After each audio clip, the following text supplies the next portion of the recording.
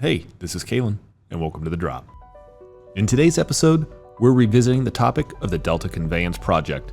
With new life breathed into the project, the conversation has taken on fresh urgency. And today, we'll be joined by not one, but two respected voices in the industry to discuss the project moving forward. Let's dive in.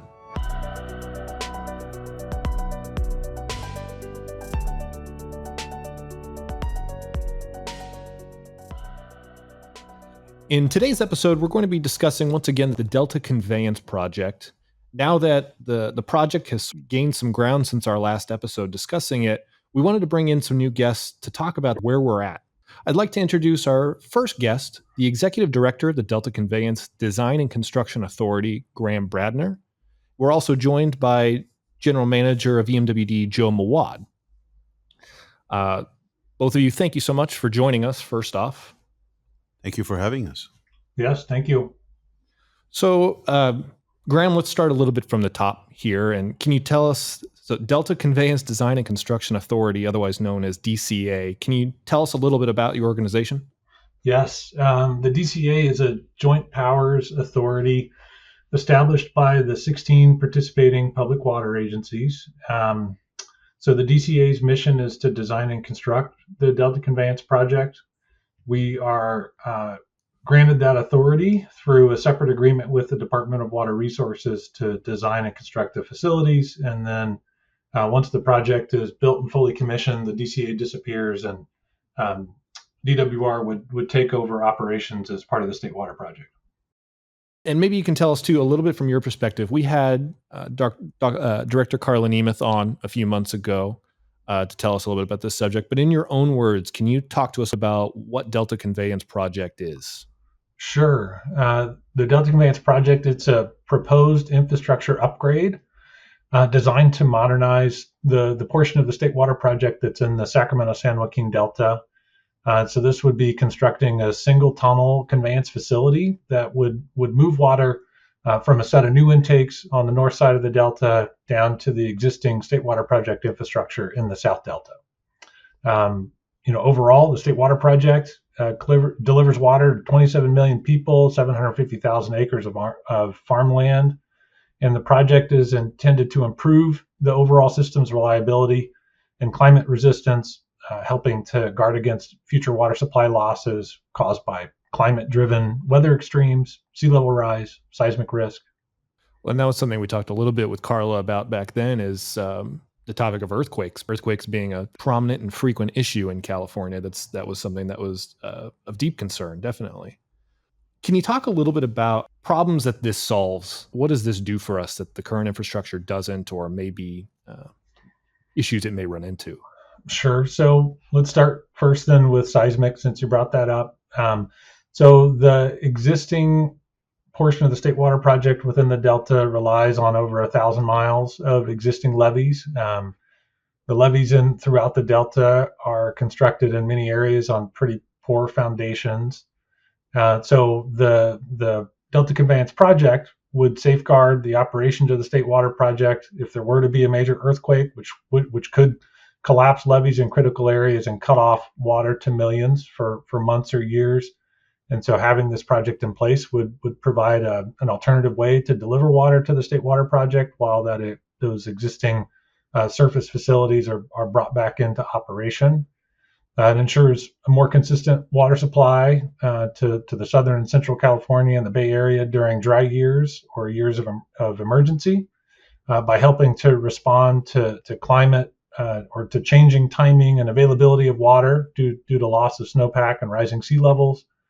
There is a tremendous amount of operational flexibility that's afforded by the project in that the existing intakes are in the South Delta. This would provide complementary intakes in the North Delta that could be operated in conjunction or separately depending on the conditions within the Delta. So it would provide water managers a much more powerful tools to balance supply, adhere to environmental protections, as well as flood control and other issues. There are ecosystem benefits as well. The project does include measures to reduce fish entrainment. The new intakes that would be installed in the north are state-of-the-art on-bank intakes that would allow for more flexible and environmentally beneficial operations also in coordination with significant habitat restoration associated with the project. Okay. So that's a little bit of the big picture, the macro as it is. Yep. Joe, can you talk to us a little bit about what does this mean from a local level for agencies like EMWD and its customer bases? It's a critical project for all of us down in Southern California. Eastern, as many of our listeners are aware, we serve the fastest growing region in the entire state. We currently serve a population of about 1 million residents in Western Riverside County and Northern San Diego. And for us, we import about half of the water that we utilize within this region. And 2/3 of that imported water is state water project supplies. So for us, that supply is essential for current and future needs of our communities. And having that reliability that Graham is talking about is absolutely necessary for us going into the future. The way I look at the project, it is truly climate change adaptation, as indicated, as we're seeing this whiplash in our weather and climate. We need to adapt and we need to modernize our water system statewide, be it conveyance and storage. Now, as far as I guess, say I'm a customer in our region, this is something that is presumably, and we're going to talk about this in a little bit, presumably is going to have a bit of a price tag, bit of a timeline to it. Why does this matter to me? Well, you need to look at the alternatives. And yes, I mean, these projects require significant investment, but what is the cost of not doing these projects? What does it mean to our communities? If you start to imagine a set of conditions where water supply is limited and we can't meet our needs and we have to reduce or curtail water usage, that would have economic ramifications for all of us, not just down here, but throughout the state. As you know, State Water Project, as mentioned earlier, also provides extensive amount of water supply to agricultural areas in the state. We are one of the largest agricultural producers in the nation as a state. So if you can imagine a world where we don't have sufficient amount of water to generate the ag that we all absolutely rely upon, and also the economic ramifications down here in our service territory. Currently at Eastern, we connect somewhere between 300 to 400 new connections a month. And that is a pace that we have seen for the last many years, and we anticipate will continue for the foreseeable future. So it's in our interest, all of our collective interest, to see the Delta Conveyance Project move forward. Back to your question, well, what are the alternatives? Where can we invest in new water supply? And there are some options, but most of those options, if not all of them, are more costly. And this is the most economical water supply project statewide that we believe we all should get behind. You talk a little bit about, I mean, how fast we're growing. Is our county, is our region the fastest growing in the state? It is. In fact, I'll go back to the census data that was released right after the 2020 census data. So what it showed is that Riverside County grew in terms of population over a decade at 10.7%. Eastern service territory within Western Riverside County grew at over 15%. So within the fastest growing county in the entire state, we're the hub of that growth. So, for us, it's an incredible opportunity, but it's also a challenge. And part of the challenge is we got to make certain that we are investing in our water supply resources. And that includes water banking. And to be able to undertake such initiatives, we need to have access, reliable, consistent access to state water project supplies. So I guess I'm kind of asking you to answer a question that you posed yourself is, I mean, what is the cost of not doing this? What does that mean for our region and our growth? I mean, is it put us at a standstill? Well, it means we would have to invest in higher cost solutions. And for example, ocean desalination, we are supportive of projects. In fact, we're currently currently partners in the proposed Doheny Ocean Desal project. But what I can tell you is that for ocean desal, generally speaking, it's going to range somewhere between $2,500 to $3,500 an acre foot, sometimes even more. The cost of conservation is also not inexpensive. It's significant. It doesn't mean that we shouldn't do it. It doesn't mean that we shouldn't invest in conservation or water use efficiency or all the different other options. All I'm saying is, in the absence of DCP, we're going to have to rely on these other programs and these other investments. And we would be far better off, and our ratepayers would be far better off in terms of water affordability if the DCP is constructed. And so as we undertake these investments, we got to keep in mind the water affordability issue. And that is always at the forefront for us as a retailer. We're not just a wholesaler to other agencies. We are the sixth largest retailer in the state. And we're always looking after the interest of our ratepayers. And frankly, this makes sense for them and for us.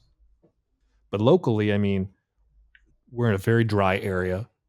Water is something we have to monitor and be extremely careful with and treat as very much the precious resource that it is. So this would be, I would imagine, really beneficial just to help maintain our current supplies and reliability.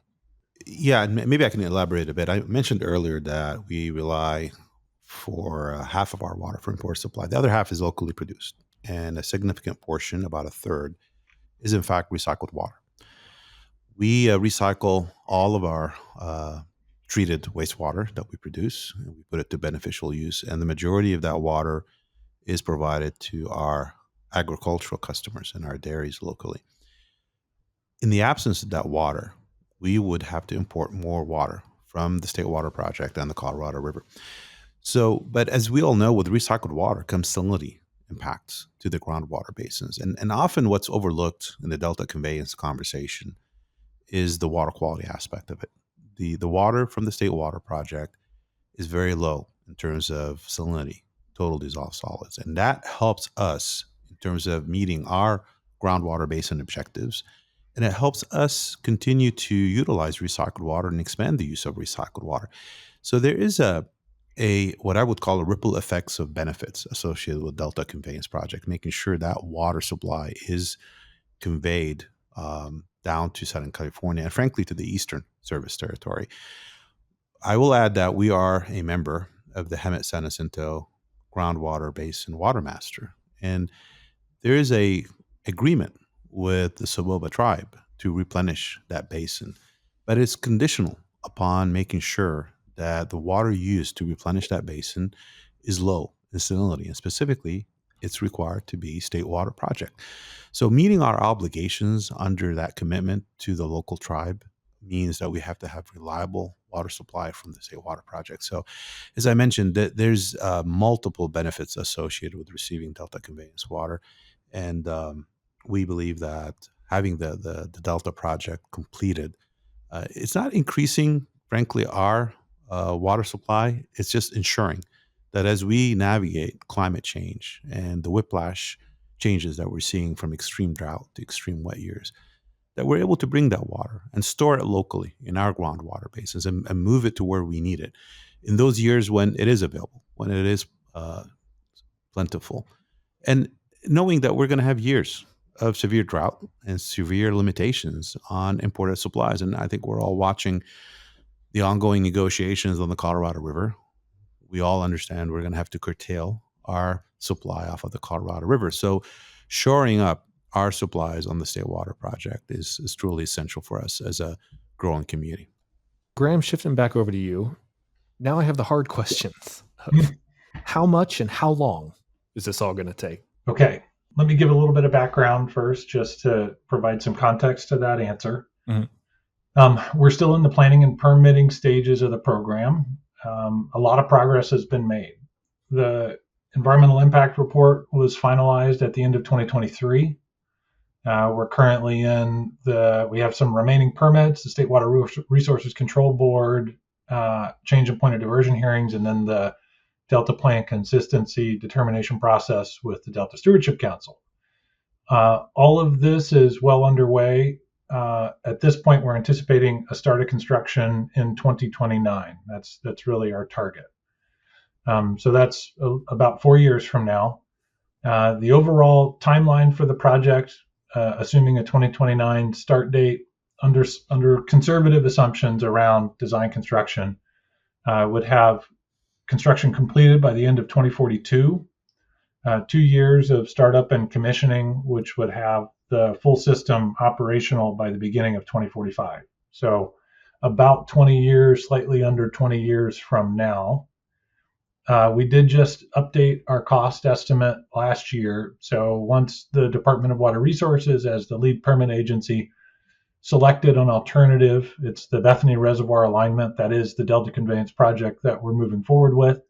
So once that selection was made through the environmental record of decision, then we updated the cost estimate. So that was issued in May of last year, $20.12 billion. That's in 2023 dollars, undiscounted, meaning it does not account for the time value of money. But an important consideration with that cost is that there was also an updated benefit cost analysis released. This was a statewide analysis, so not down to the individual agency level, but really looking at the statewide benefits of the project, and found it had a very healthy benefit cost ratio of 2.2 to 1, meaning for every dollar spent by the participating water agencies, they would receive $2.2 in benefits in terms of water supply, water quality, seismic protection. So the cost the cost issued last year is $2023. We'll be updating it again in anticipation of the 2027 decision points for all the participating water agencies. We'll be updating the dollar basis to at least 2026, and so I think we can all expect inflation to be showing up in those estimates, but we're continuing to work on a variety of fronts to help with the affordability and to help manage costs in anticipation of that upcoming release. Well, and this was something we talked a little bit about in our second part of our Delta Conveyance Project series earlier, and that this really isn't just a cost. This is not just we have to write a check and that's just how it is. There's real return on investment here. This helps support jobs, infrastructure, entire industries, really. So there's benefit to this investment, and I guess the word really is investment more than cost in a lot of this. Would that be a fair assessment in your mind? That's a very fair assessment. I think when it comes to large mega projects like this, oftentimes the conversation tends to focus on the cost, but I think viewing it as an investment that has clear returns and benefits that far outweigh the cost is a much more productive and accurate way to view it. Okay, so here's an easy question now, because I've been hearing about this project for most of my life. Is it going to get cheaper the longer we wait? Unfortunately not.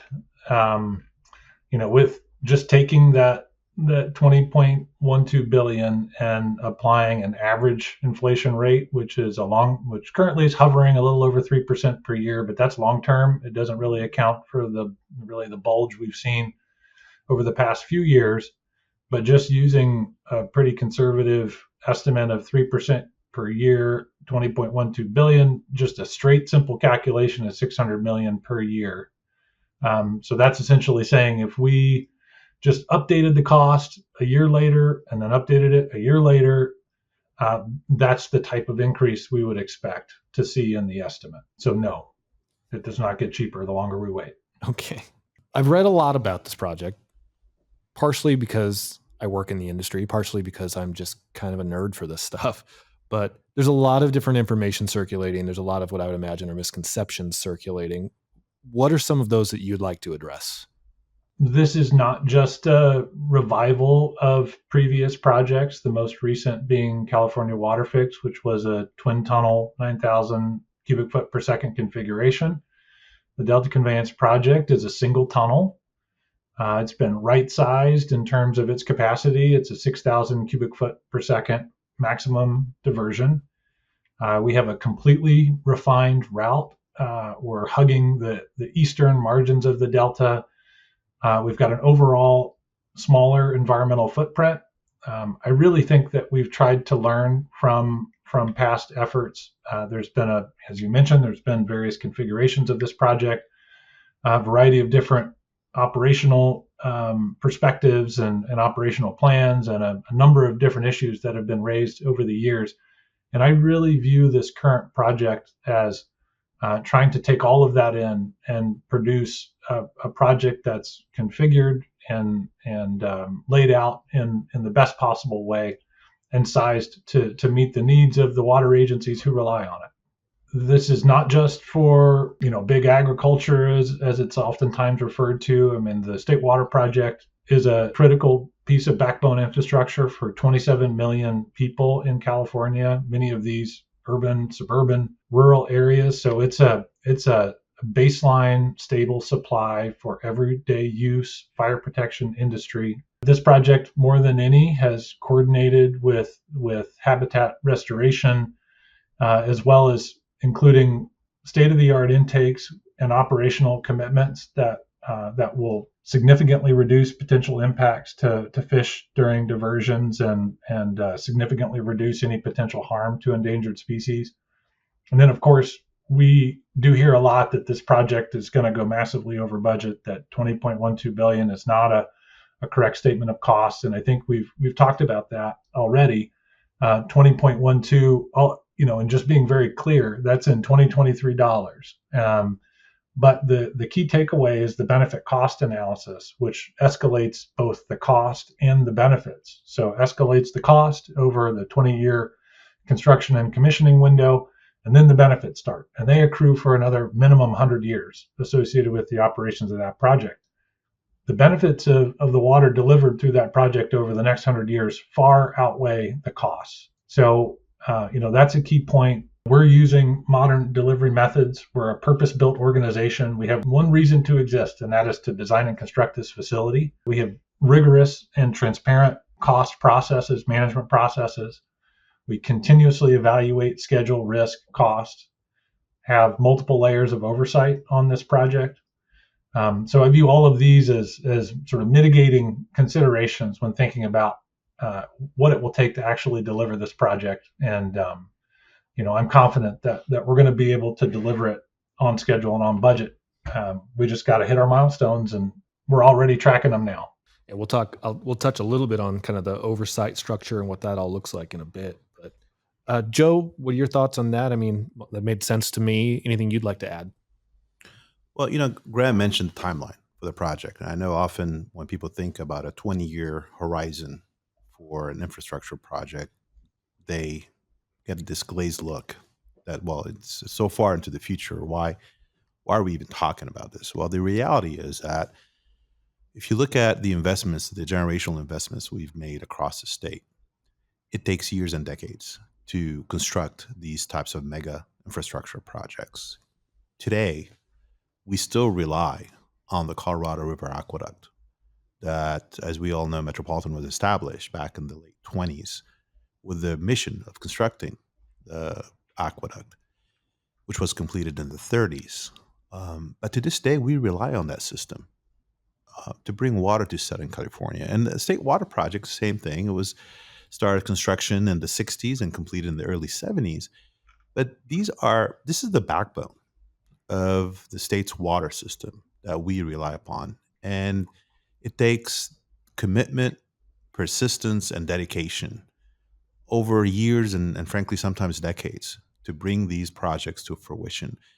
It doesn't mean that shouldn't be prioritized. And if we don't start today, our kids or grandkids are going to be dealing with this issue.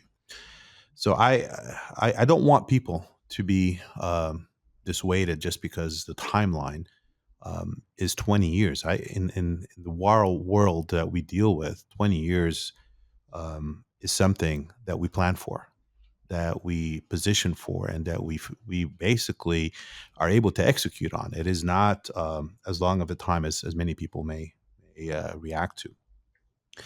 The other thing I was going to mention is, we talked about the local perspective in terms of water supply. Well, one thing that's in our backyard that's really key for all of Riverside and San Diego County is Diamond Valley Lake.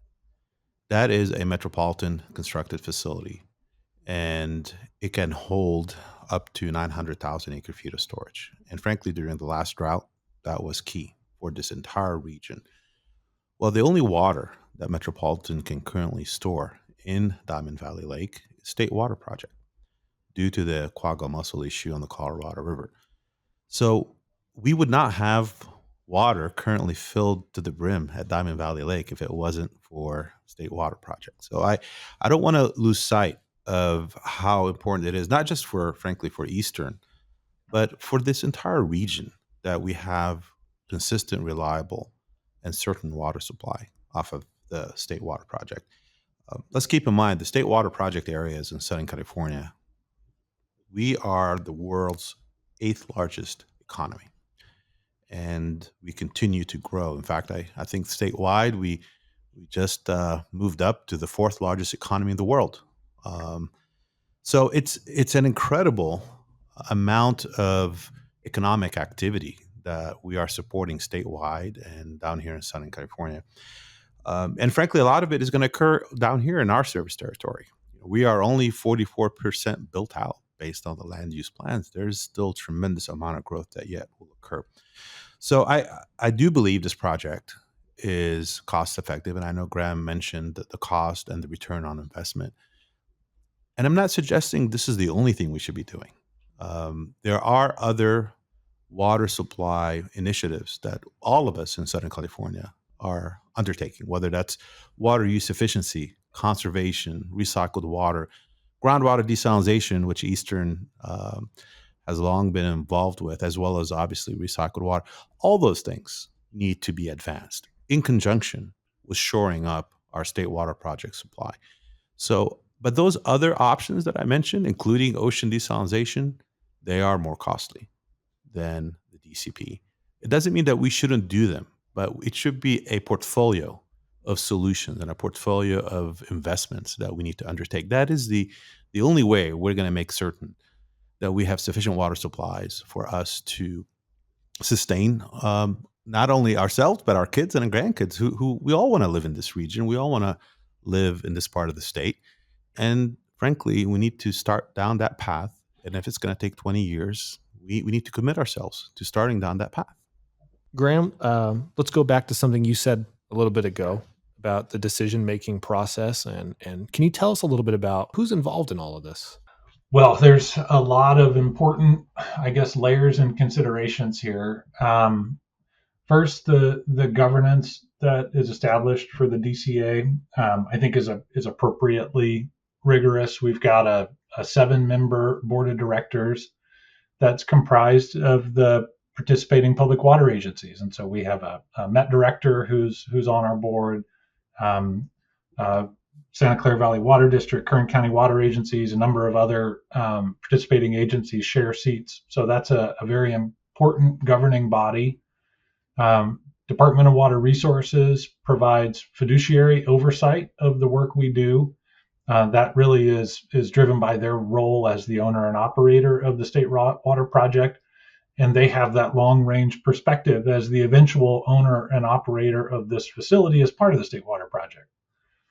We communicate regularly with staff from the various public water agencies and DWR. We engage independent technical review panels at various milestones. They're completely independent and certainly empowered to weigh in on their opinions in terms of design and construction decisions. So there's a lot of engagement from an oversight perspective. In terms of other decision-making roles, state leadership. So of course, there's been a lot of the governor's office and administration has been really pushing to advance the project and keep it moving steadily through the current permitting phase. That's been a tremendous help. The public water agencies I mentioned will ultimately be the decision makers around around moving this project forward and committing to be responsible for the debt service associated with what will likely be revenue bonds issued for the implementation of the project. There's regulatory agencies, state and federal environmental permitting agencies, a myriad of permits that are required for a large project like this. And these agencies are there for a very important reason, to ensure compliance with laws and regulations. California Environmental Quality Act, NEPA, the Endangered Species Act. There's a number of very important considerations when you think about constructing a project of this size in a pretty rural setting like the Delta, the Sacramento-San Joaquin Delta. There's community and tribal voices. We've had a tremendous amount of input from tribal governments, Delta communities. We've been engaging with environmental justice groups through formal, whether it be formal sort of public comment processes. We also had an actual stakeholder engagement committee that we at the Delta Conveyance Authority stood up and managed for 2 years as we developed the concepts for this project. So that group of folks participated in the concept development, although they did not agree with the project, recognized the significance of being involved in those early stages. Those were 19 meetings over a 2-year period. So there's, I guess what I'm trying to say here is there's a lot of different layers of input in the decision-making process, and a lot of different entities involved in making decisions about how this project moves forward. Well, I'm glad you bring that up too. So, I mean, obviously, there's been a fair amount of stakeholder engagement on your part.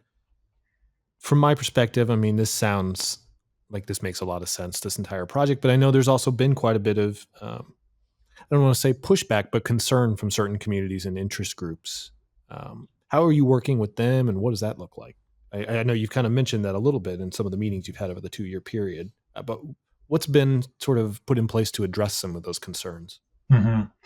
Well, it's it depends on the point in time, and so we were able to establish the stakeholder engagement committee in that period of time during development of project concepts, and so that really was prior to the release of a draft environmental document for CEQA. Once the EIR was released in draft, then there's a much more formal process for engagement, and so that's really a regulatory permit-driven process of understanding issues and disclosing those issues and ensuring that the analyses are performed consistent with the standard of care, and that potential impacts are identified and mitigated as necessary. We continue to be in that permit-driven phase of the project. The current status, the department is at the State Water Resources Control Board, participating in the change in point of diversion hearings. So these are hearings that would allow the state's water right to shift from allow essentially the use of these 2 new intakes in the North Delta for their existing water right. So it's not a new water right, would just provide a new potential location to divert. So the potential effects associated with that change in point of diversion are being considered by the State Water Resources Control Board this year. We've still got yet another pretty significant permit effort with the Delta Stewardship Council, and that is to certify consistency with the Delta Reform Act, to certify that this project is being developed and implemented in a way consistent with the provisions and priorities of the Delta Reform Act. So each of those steps generally has a public process and a mandated means to participate. Once we get through those major permits, the DCA has long committed to continuing our transparency, our focus on transparency and engagement. We intend to establish community advisory groups that would work with the various areas of the project to ensure that the designs as they progress are able to collect and reflect community input. So this could be affecting aesthetics and other decisions that will need to be made, and we would really want to have in position a vehicle for the community to engage and provide feedback. We're also establishing with DWR an ombudsman program, and so this is to ensure that there's clear communication pathways for designing mainly construction-related issues that are that you would anticipate with a project like this. So this is providing a clear point of contact for information flowing in and out of the project, allow for efficient resolution of issues that may come up, and just be able to get to the heart of the matter in a much more efficient way than if it were relegated to sort of the traditional dispute issues within the state of California. Sure. So we have a lot in place, planned, and still several other switches that we intend to flip once we get through the current permitting phase. And for those who are unable to Google it or don't know offhand of our listeners, EIR being Environmental Impact Report, CEQA being California Environmental Quality Act. So that's a lot. Obviously, you've been doing in a pretty aggressive amount of time with outreach. Joe, I mean, is there I know Eastern's been pretty active on the local level, even with outreach and education on this topic. Is that correct? We have. The key is to make sure our customers, our constituents, our stakeholders, and ultimately the policy decision makers have the information about the Delta Conveyance Project. And we have been on many levels doing significant outreach to make sure everyone has the information so they understand exactly what Delta Conveyance Project provides and what it doesn't provide. To that end, late last year, we did host Department of Water Resources Director Carla Nemeth. It was a town hall setting here at EMWD. We had a great turnout from a lot of the community stakeholders, and she was able to provide really significant insight into the project and the governor's perspective on advancing the project. And that conversation that we had late last year was leading up to a decision at Metropolitan. Metropolitan needed to vote on the additional funding participation for the planning phase of Delta Conveyance, and we're very pleased that they supported the additional funding investment. Keep in mind, Metropolitan is 47% state water project contractor, so they receive 47% of whatever allocation annually on the state water project. So they have the largest stake, if you will, on the state water project. And within the Metropolitan family, we have a fairly large stake. We purchase a significant amount of water from Metropolitan here at Eastern. In fact, when you look at the revenue contribution to Metropolitan, we are the 6th largest revenue contributor to Metropolitan. It doesn't mean that's how decisions are made, Ahmed. That's a discussion for another day. But the point is that we rely on the State Water Project. We rely on Metropolitan, and we're always going to do so. We will never get to a point where we're going to be entirely independent of imported water supplies. So knowing that that's going to be the case for all of us in this region, that is why we've embarked on a wide-ranging advocacy and educational effort to really inform the public and the stakeholders. So we do regular outreach to our electeds in Sacramento. We go up to Sacramento on a regular basis, and we make sure they understand what's at stake for this region and for Southern California.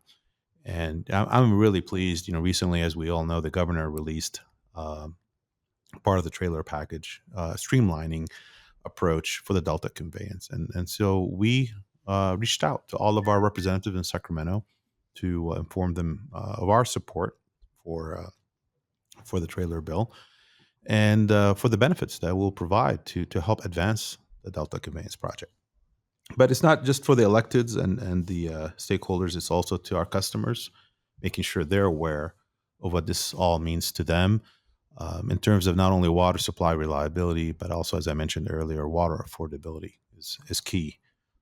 So we're going to continue our advocacy efforts, but of course we don't do it alone. We work in concert with various associations, including Southern California Water Coalition, the Inland Empire agencies that we work and coordinate with very, very much on these kind of matters. So there's always coalitions that we are part of, that we work within to help advocate for Southern California's interest. And I believe last November, our board also passed a resolution of support during the board meeting on this very topic. They did. And our board has been steadfast in their support of Delta Conveyance Project, not just recently, but frankly, for years, for many years. And in fact, our former board member, Randy Record, was chairman of Metropolitan. And he strongly believed at the time, and our current board members and board presidents strongly believe that the DCP is a project that is absolutely necessary for Southern California and for our region. What can agencies like EMWD do now, moving forward from here? We need to continue the education and the outreach and remind people of the importance of this project.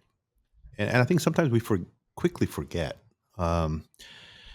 the severe droughts that we have to navigate. The parts of Southern California that were entirely dependent on the State Water Project, they were subject to health and safety deliveries.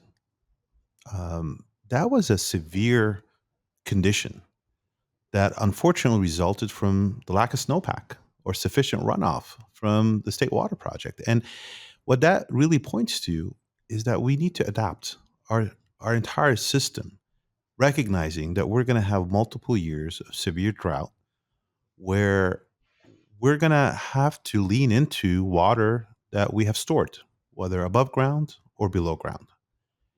And trying to manage those cycles from severe drought to severe wet years, if you will, that whiplash that we did see after the drought ended.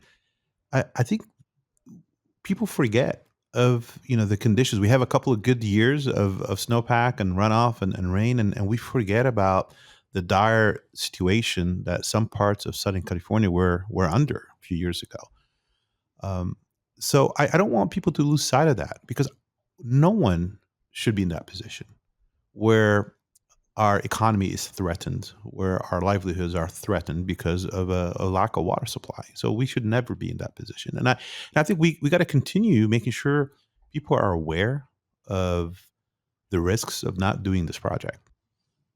Well, Joe, that's a great point about just continuing to advocate, continue to kind of be that voice of our region, and hopefully a voice among many others with the same message. Graham, as we kind of start winding down, where do we start?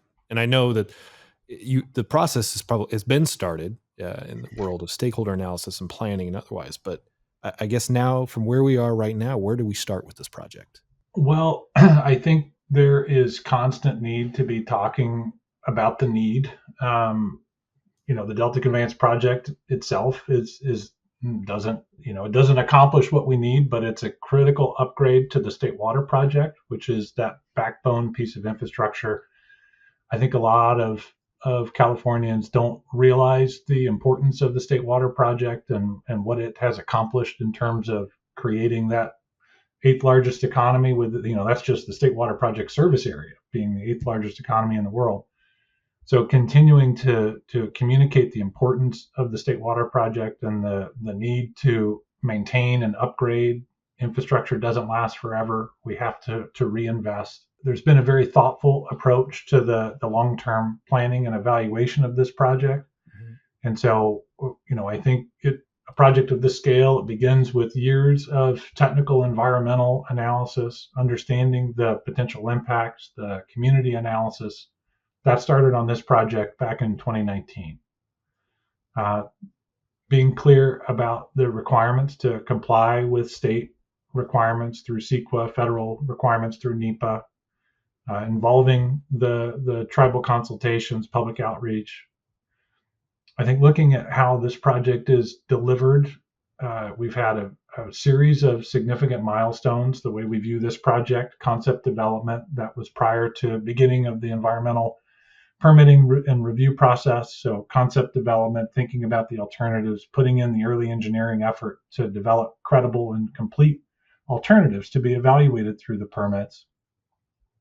Completing those permits, transitioning into design. We're in that moment now where we're in the process of sort of looking at what's next, thinking about that transition out of permitting and into the delivery phase that starts with design, continues through construction and operations. Each phase has its own requirements with respect to oversight, public engagement, a variety of opportunities for refinement. A big part of this current environmental review and permitting phase, now that the department is committing to the operational requirements of the project, they've been at the same time starting to overlay the missed opportunities. And so those are sort of looking at the real conditions that have occurred over the last 4 years within the Sacramento River, the hydraulic conditions, the environmental regulations that exist that control the diversions within the South Delta, and overlaying the operational commitments for the Delta Conveyance Project and looking at how much water would have been diverted had the system been in place. Those opportunities have ranged over the past 4 years between a minimum of about 230,000 acre feet to over 950,000 acre feet. And that's this year. Last year was just under 950. So that's Diamond Valley Lake 2 times over the past 2 years. So there is significant clear benefit. And so communicating that benefit is an important requirement. Our end goal is to continue to support the State Water Project, providing a functional, resilient water conveyance tunnel that can operate under a variety of different stressors, seismic threats, changing water needs,